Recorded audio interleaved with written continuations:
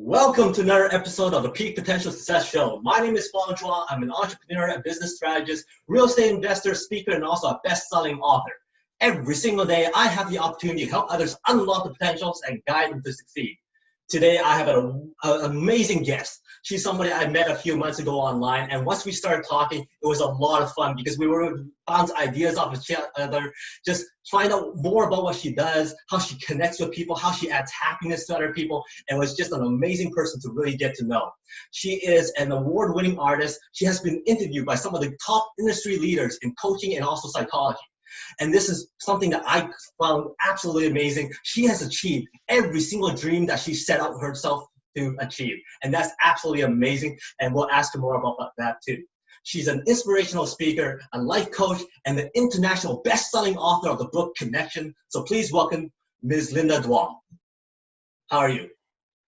I'm good, thank you. How are you? Thank you so much for the invitation. And I love your enthusiasm. I love your energy. It's powerhouse. It's always a lot of fun to have people like you on the show because I know you have a lot of energy and you always have a great smile and you add lots of happiness to other people's lives. So thank you for being here. My pleasure, my pleasure. I actually am very shy by nature. We'll get that shyness out of you. I end up doing this, so it's quite fun. No, it's all good. So for people who don't really know who you are, what do you do and how did you become a life coach and to become the person that you are today? Wow, that's a great question. So here's a bit of a background story. But first of all, let me just share with you, this is the book, Connection, the Currency to Happiness. And the tagline is, access your happiness right here, right now, with or without $1 million. So how did I become a life coach? Well, I discovered that all my life, I have always loved listening to people. I love connecting with people. I love listening to stories and sharing stories. And I was just always helping people without realizing it. As shy and quiet as I was, and I still am, I just love helping people. And after I got married, have my own children, I was continuously helping moms and dads, and mostly moms, to enjoy the parenting journey. And when my children was growing a little bit older, when my daughter, my second child, my daughter was in grade 3, it was like, time to reinvent myself, time to go back to work. And what shall I do after all those careers I had?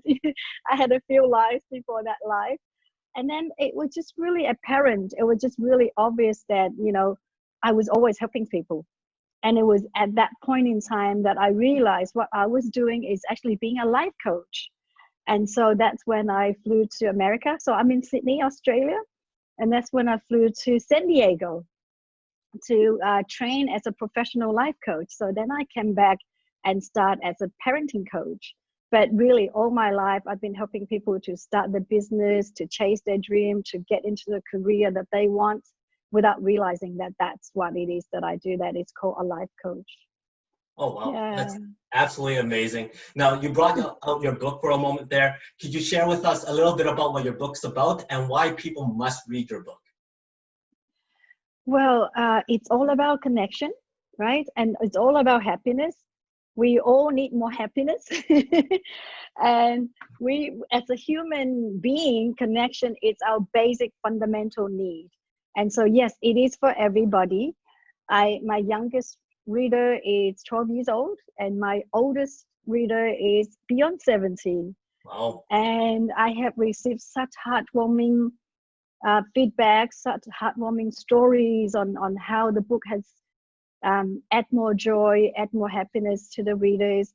And that has encouraged me to even started the Connection Show. So the Connection Show is really amazing that my readers come back to share with us what actions they've taken to transform their careers and transform their lives or the lives of others. So we have amazing people that take an action from the book's message that even pass on the benefit to other people and transform other people's career. So it's quite heartwarming. Well, that's very, very, very inspirational. And I'm sure when people come up to you and go, wow, you changed my life, that feeling is just absolutely amazing. Absolutely, absolutely. And most of my, or not most, but not most of my readers, but most of my ambassadors are the readers for my book. Mm. So let me rephrase that. I didn't say that really well. Some of my readers have become the ambassadors for my nonprofit organization called Three Hearts. Mhm. And Three Hearts is an extension of the book. Wow. So Three Hearts, if you see me on Facebook, you see me with hearts all the time. This crazy girl with hearts. So hearts number one is love and connection for ourselves. And heart number two is with each other. And heart number three is love and connection for the universe. So Wow. that's the theme of the book. And that has now become um, the core value of our Three Hearts organization's practice. Wow. Very, And very it's powerful. very heartwarming, yes, to have the ambassadors to volunteer, and we connecting people all over the world, especially during this pandemic. We've been having many meetings. Some nights I stay up late night till 2 3, mainly because of global timing. Uh, So now we're reaching over to US and Europe and UK as well. So yeah, it's very fun. Very, very cool. And yeah, for sure, it's a lot of fun to be able to connect to so many different people. Now, you Yeah. talked about happiness. Now, what would you say is one secret to happiness? I wouldn't call it exactly a secret. It's something that I've been teaching and encouraging in the book, on my talks, with the Three Hearts meeting. Connect with nature. I cannot emphasize enough, and I cannot recommend enough, is to get out, connect with nature. If it's due to the pandemic that you can't get out, even just turn on YouTube clips. You know, there are many meditation YouTube clips that with beautiful, beautiful scenic nature. Just, yeah, be with nature as much as you can. That's where happiness is. That's where I find it. Very, very And I good. share that in the book. Yes. As a happiness expert, would you say that can somebody be happy for no reason? I think yes and no, because I know that there are some people in the coaching industry. There are even books say, be happy for no reason. I think you need to redefine that a little bit. And yes and no.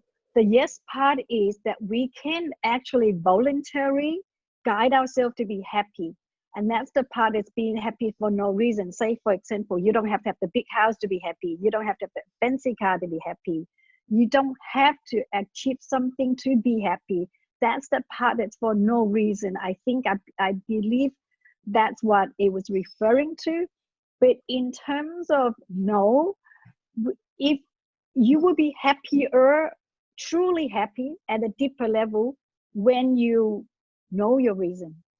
So in my book, I explain that there's internal and external layers of happiness. The external part is the part that you must have something to be happy. You got to have your ice cream, your pizza, your big house, your car, the traveling, the beautiful girlfriend, or the amazing six-pack man to be happy. So those are the externals. The internals are completely different, and that's what I'm trying to lead everyone to, is to find your internal layers of happiness, because the external layers don't last. Mhm. You could work so hard to get your beach house, your mansion, your amazing sport car, but what happens when they're all gone? What happens now when we can't travel? If you think that only traveling is what brings you happiness, if you think that only your partner can bring you happiness, what happens when they're no longer there? So it goes deeper. It goes deeper to define what true happiness is, and to help people, to help everyone to really seek your true happiness. Well, That's the internal layers. Yes. yeah, very, very well said. Now, at the very beginning Thank there, you. something that really shocked me was that you always tell people you've achieved every single dream that you set out for yourself.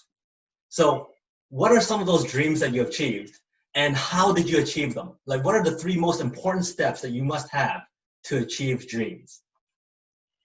I don't know if I always say that because it feels like a bit bragging. I don't think I always say it, but I do share at the appropriate timing only for one reason and one purpose is to encourage everybody to go for their dreams. And the message I have is that you can really achieve it, and not just one dream, but any dream you wish, because I have. And it's not like I achieved it with lots of support or with lots of resources, because I was born at the end of the Vietnam War, and I really had minimal of everything. I had minimal resources, minimal education. My environment didn't really allow me like everybody have these days in the Western world. You know, kids these days, they have the internet, they have everything that they wish for. The parents spend so much money for extracurriculars, you know, they really could have achieved everything they wish, and that's my view. Um, so I was born at the end of the Vietnam War. Uh, all I've seen is black and white TV, black and white photo. I did not even know what a computer looked like. That's how basic my world was. I did not even see a world map. I have not even seen what a globe, a globe model was. So it's really, really basic, if you could imagine that. And I did not even have color pencils. That's how basic it was. And but at the age of 5, I wish to have a dress. Oh, like just like all girls do, because I'm the second last of the 10 kids. So it was forever hand me downs, yeah. Wow. And on top of that, I never knew really what a beautiful dress looked like, because the world back then, like I said, I'm gonna have to take you to teleport you back in time. It was really, really basic. We don't have supermarket, we don't have shopping centers, we don't have department stores. You don't buy clothes. Everyone make their own clothes as such. So it's really, really basic, and we don't waste anything. You know, it's only these days that we talk about upcycle, recycle, but that's how we live. We had to recycle everything because we don't have much resources.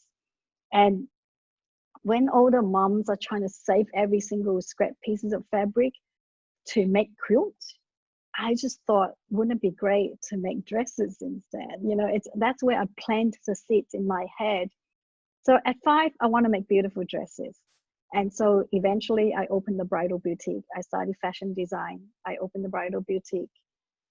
At 7, it was the first time I ever seen color photo. It Wow. was the first time that my sister, who had came to Sydney, well, Perth first. At first time she came to Australia as a refugee. I'm sure you could relate, you know, those refugees on the boats, and then she got rescued. She came to Australia. The first time she sent a photo home, it was the first time I seen blonde hair. All my life, all I've seen is black hair, black eyes. It was the first time I seen blonde hair and blue eyes. I thought, oh my goodness, it's so amazing. So I started daydreaming every day, literally as a little girl. So that was another second seed that planted in my head. So eventually I traveled the world. I even been to Alaska nearly 22 years ago now. So Wow. that's 2 dreams. And then at 10, it was the first time I met a kind teacher who made me feel safe, because my kindy teacher was really big and tall, big glasses, shiny belt, bright red lipsticks, shiny shoes with a cane. And I was really, really scared as a little child. You know, I was so scared that I did not learn anything. Every day I go to school, I get so scared until I met this teacher in about grade 3. I was about 10 years old. And it was another seed that planted in my head. That's how teachers are supposed to be. And I just thought I would be, you know, I was inspired. I thought, wouldn't it be nice to help others to learn too? That's all I think, that to help others to learn. I did not think that I want to be a teacher as such. And, you know, at 5, I did not have the vocabulary that I want to be a fashion designer. We didn't have such terms anyway. I just want to make a dress. So I was like that. I was just like planting seeds in my head. And so after I have children in Sydney, I studied primary teaching. I taught at preschool casually, and I had been to primary schools voluntarily. I've been to high school to do talk, and now I'm still teaching in my book, in the talks, and in coaching. So that's 3 early childhood dreams done. So then I arrived in Sydney at the age of 15 with our word of English. So I was growing up in Vietnam. My father is from China. I have a Chinese heritage background. I was born in Vietnam. Suddenly, at the age of 15, I came without a word of English, not one word. And it was hugely shocked, cultural shock, everything shock in every way, as you can imagine. A shy, anxious girl, come from a black and white world. I barely talk much because I'm the second last of the 10 kids. The older brothers, sisters are very protective. I didn't need to talk much. So it was a huge, huge shock. And that's where two things happened. Number one, that was the first time I seen an art gallery. And I was like, oh my goodness, what is this? It was like opening up a whole world for me. And I then planted another seed without realizing, right? But deep inside, these are my dreams, and I set out to achieve it. But on the surface, it looks like I didn't know it was my dreams. I just kept planting seeds. And I was just curious, how does artists have exhibitions? How do they do it? It was just a curiosity. So then finally in 2015, I studied visual arts. I graduated, I participated, I won awards. And in 2016, my self-portrait was the finalist for Women's Art Prize on the theme of equality. So that was beautiful that I had an opportunity to share my message as well. And the second thing at the age of 15, when I came to Australia, was that that was the time I was seeking for my happiness. Because it was, as you could imagine, I did not know the language. I did not have friends. It's a complete shock to a different world from east to west. I have not even seen a computer. I have not even know what a computer is like. It's not like kids these days. You can get on YouTube. If you want to see what Mongolia is like, you want to hear the language, you see it all. I knew nothing. It was like a blank mind. So that's when I started to look for my happiness. That's when I would start seeking what is happiness and the whole journey. So I shared all in the book. So the 5 foundation to connection and happiness in the book is when I discovered at the age of 15 in a school ground. Yes.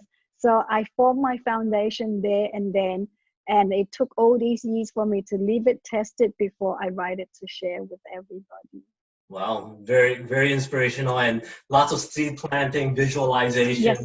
and then taking the action and just surrounding yourself, asking those questions so that you can achieve those dreams. So that's what I got out of that. That was an absolutely great story of how you kind of progressed towards all the dreams that you wanted to achieve. So very, very inspirational. Thank you very much for that. Thank you. And I have been approached 3 times now to be in movies. And I've never shared this on any podcast before, on any interviews before, but you're just so inviting. I just feel like sharing. So I have been invited to share my story in a movie. So it probably would just be a matter of time. And the only purpose I would do that, I have not accepted any proposal. The only time that I would accept it will be only for one goal and one reason and one purpose. And same passion is to help everyone live their dreams. Yeah. Wow. And to give hope. Yes. And to think back, all you had was a black and white TV at the time. Now you're gonna be on the big screen. To make up for the lost time. Exactly. Now, your book's on connection. So why would you think that building relationships are so important in today's world? Oh, absolutely. It's so important. It's the fundamental of human being. It's not just today's time. It's all time, right? Back in history. It's all time. It's fundamental. We need to have good relations in order for us to feel whole. Otherwise, we will be very lonely and we retreat to ourselves and our world would shrink smaller and smaller. It's absolutely crucial. It's very important.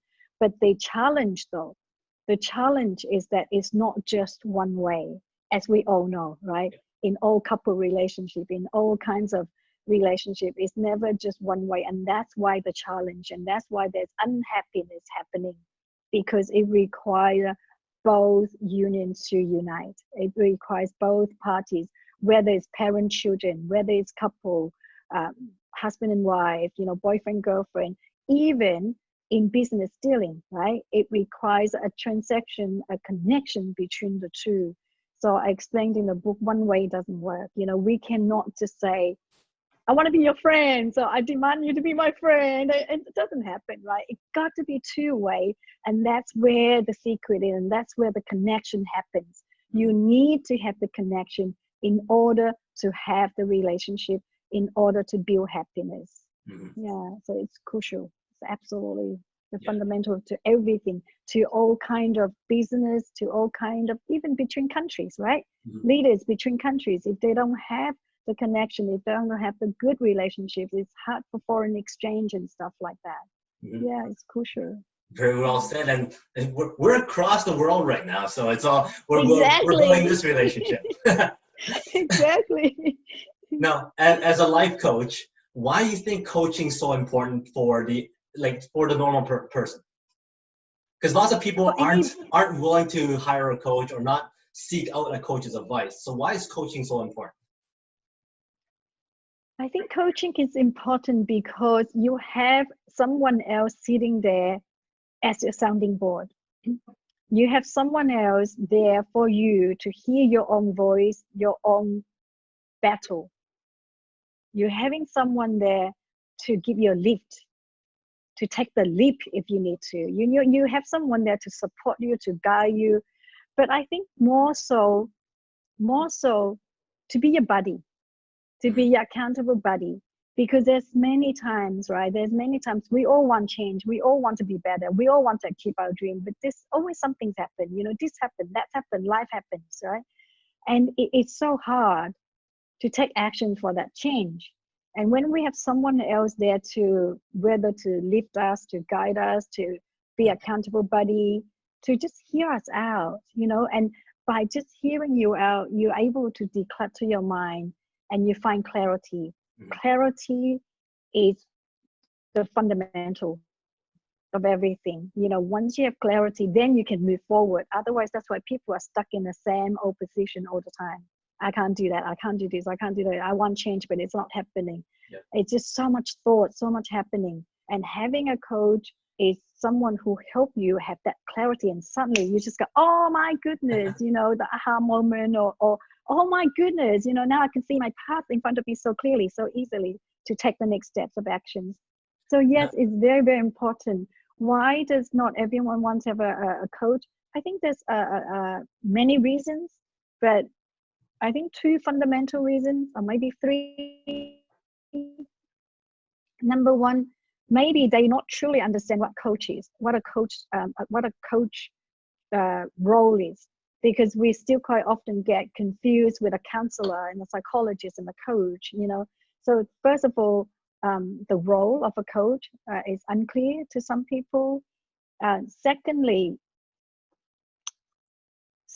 it's always the cost factor, because not always, because we all have so many bills to pay.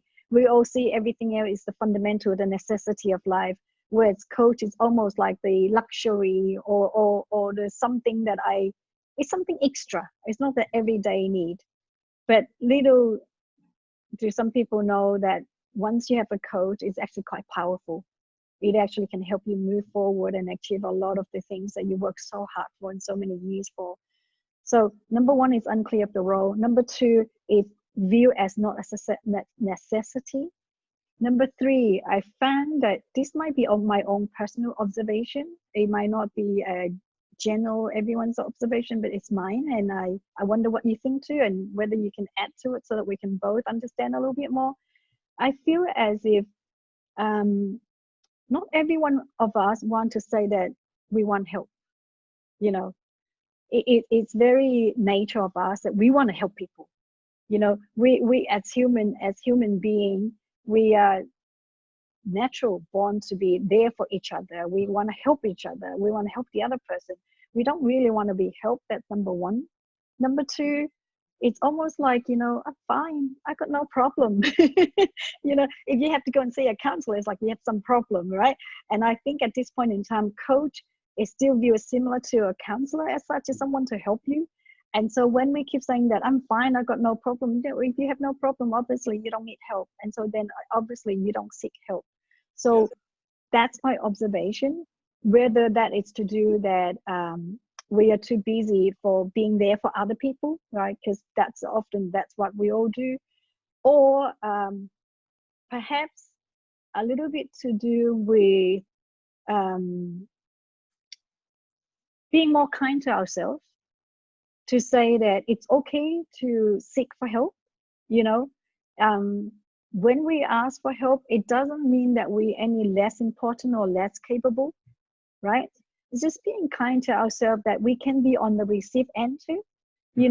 It's so growing up, my amazing mom has always teach us that you give when you can, and you receive when you need to. So there's a two-way, there's never one way.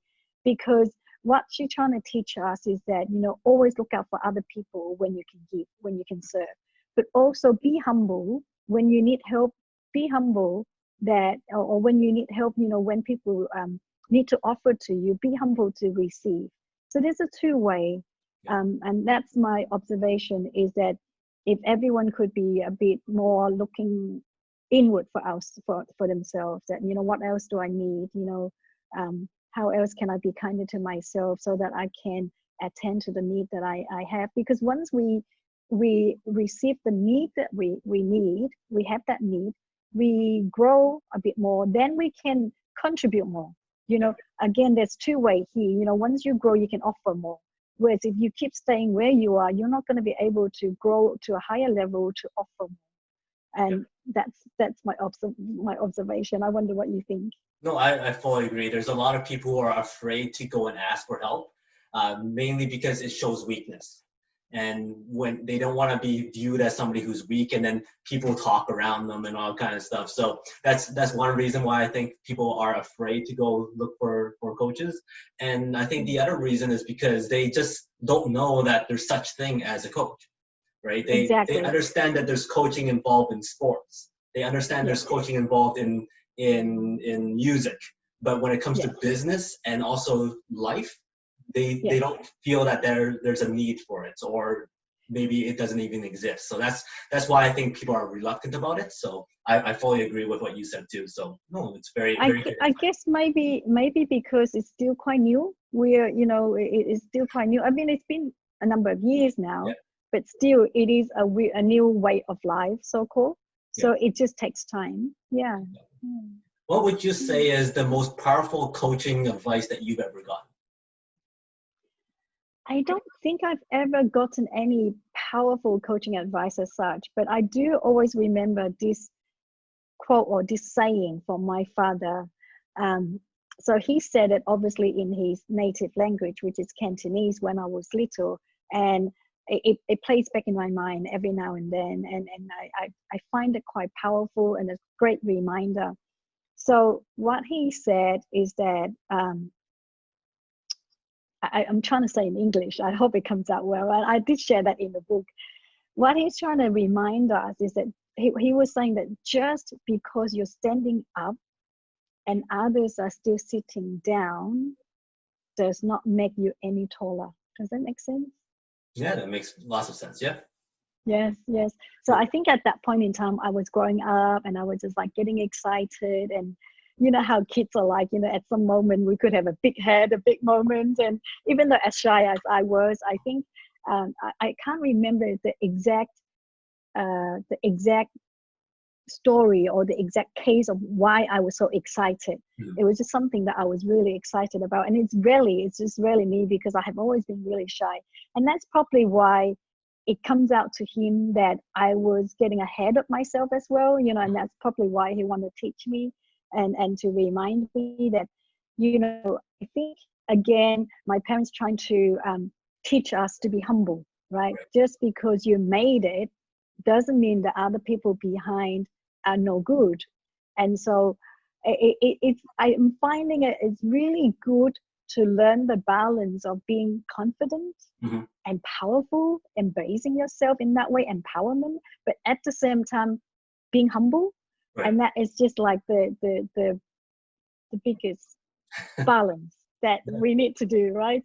And so that would be my most powerful coaching, so-called. Well, he was coaching me at the time, I guess. That would be my most powerful coaching No, advice. that's one I rarely ever hear, but it's very, very well said. So thank you Well, very I much for don't think you hear it from anywhere because it's from him. I like one dad. no, So very, very maybe you good. Now, now, just want to ask you another question here. Where if you had the opportunity to speak to everybody in the world right now, what would that message that you want to send? Wow, everybody on the whole world. So that would be 7 billion plus people. Um, it would be my deepest heartfelt message is that we can actually have access to world peace. We can, but it's going to take a lot of time. It's going to take a lot of effort. And it doesn't come from just stopping the war. Mhm. If we truly want to have world peace, it would be for every single one of us to find our own inner peace. Every single one of us find our own inner peace. That's when we can have world peace. Because when we have peace within, we are less judgmental. There will be no racism. We can cooperate better. We can coexist better as leaders of any form, and I mean all levels, from kids at school to teachers to community leaders to country leaders. When you lead with peace from within, guess what happens? Mhm. Very, very well said, and that's a very, very powerful message. And I say that to even children. I say that to even children. When you go to school, when you play with your friends, everything you say makes a difference. Everything you say, oh, I like this color pencil, and your friend's gonna follow. Yeah, that color pencil is good because because Fong says so, right? And then when you go and watch a movie, I love that movie, blah blah blah. Oh yeah, I kind of agree. Everything we say has power and influence. And so if every single person learn to have harmony and peace from within, that's when we can have world peace. It doesn't come from just stopping the world. Even if we stop all the wars outside, we still have a war in here and a war here. I don't like that person. I don't like my neighbor. I don't like this. I don't like that. I don't like myself. I cannot forgive myself for doing that. I did that before and I cannot forgive myself. Seriously, if we want world peace, we all need to work from within ourselves. Every single one of us find our own inner peace. That's when we have world peace. And I know it's easier said than done. And I know it's not going to happen here and now or this life of mine. But I wholeheartedly, truthfully, sincerely hope that we all will work towards it. All of us, parents, teachers, adults, if we work at it and guide our next generations, it might take generations to come. I am not naive. It's not going to happen even next generations. It might take generations to come. But that is how we have access to world peace. It's from our own inner peace, every single one of us. That's my message for the world. Very, very strong message. So thank you for that. And it all starts with everybody doing it right now. So it's right now, this moment onwards. Yeah. Find your own inner peace, and it will start by going out to nature. Mhm. Seriously, the minute you connect with nature, that's when you are more calm. And that's when you can start turning inwards, and that's when you can start access your inner peace. Very well done. I like how you circled all the way back to the beginning of the interview and talked about nature Yes. again. Yes, because it's a whole circle of life. Yeah. It's a whole circle of life. With love and connection, we start with ourselves, and then we connect with each other. We connect with the universe. But there are times we lost our own connection. Then we go to the universe, which is nature, to help us finding ourselves back to ourselves. And there are times that we need other people to help us to connect back to ourselves. So that's why I keep saying that it's always a flow of two ways. It's never one way. Right. Very, very good. Now, before we end the interview, I have 5 quick questions to ask you. Just come up with the very first thing that comes to mind. It's just for fun, and we're going to just get to know you a bit more. All right? It's a bit cold. That's the first thing. Because in Sydney, we turn in the winter. And I should put heater on, but I haven't. So it's a little bit cold. That's why I'm sitting a bit fidgeting. That's the first thing that comes to So my you're mind. not scared? No, not It's all scared. good. Just cold, just a bit cold. I should have put my jacket on. Maybe I should. Yeah, and the next question? All right, so first question is, if you had the opportunity to go to anywhere in the world right now, what place would that be? Yes. Oh, I want to see the Northern Lights, because even though I travel the world, I haven't seen the Northern Lights. Mm-hmm. So I would like to go to Norway Mm-hmm. to see the Northern Lights. Okay, so you're in Norway looking at Northern Lights. Who are you sharing this experience with? Oh, of course, my family. I have my 12-year-old who also wants to see that. She's amazing. She's just such a gorgeous daughter. So my 12-year-old daughter and my 15-year-old son, they both are very beautiful. So I want to take them with me. And of course, my husband. A little family trip. Great. Now, of course, you're celebrating with your family, looking at the Northern Lights, and you are tasked to serve them your most famous, most delicious dish. What do you prepare for them? Oh dear, it will have to be my la roux. I share that in the book too, and my daughter will have that anytime. So it's a very basic dish. Okay, everybody can make it. I'm sharing with you now. All you need, okay, get your paper and pen now. Chicken. You can choose beef if you like, but we do it with chicken wings and chicken drumsticks. Yeah, because we want some skins and some bones. 4 kilos, a very big pot. A very big pot for 4 people. We eat it like on 2 days or something.